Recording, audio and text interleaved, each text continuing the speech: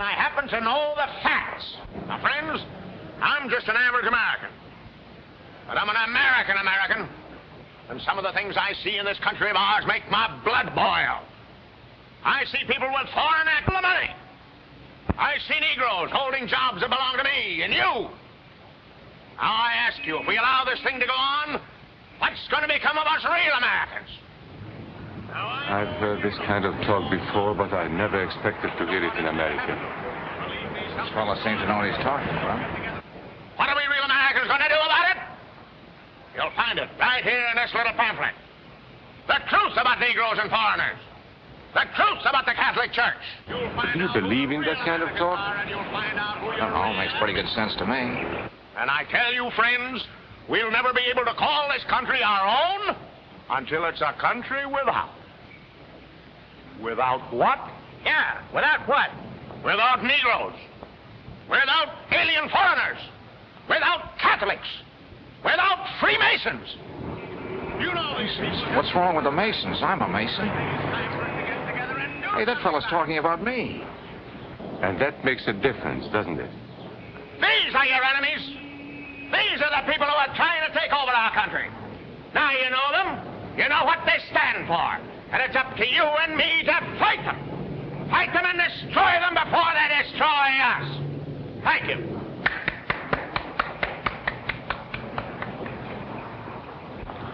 Before he said Masons, you were ready to agree with him.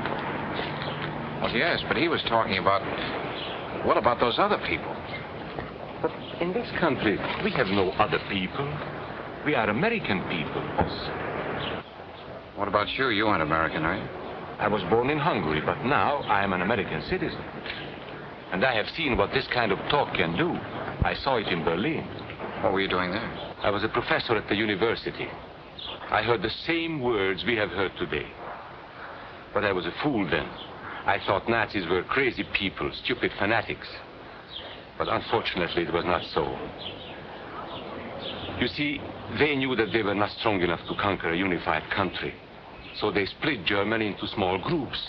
They used prejudice as a practical weapon to cripple the nation. Of course, that was not easy to do. They had to work hard to do it. You see, we human beings are not born with prejudices. Always they are made for us. Made by someone who wants something. Remember that when you hear this kind of talk. Somebody is going to get something out of it. And it isn't going to be you. This is not classroom theory. I saw it happen. I saw it first in Berlin in 1932. 5 young men that I knew were standing in the crowd listening to the Nazi speaker.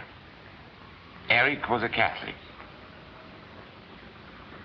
Anton, a student of mine, was a Jew. Heinrich owned a small hardware store. Karl was a farmer. And Hans was an unemployed metal worker.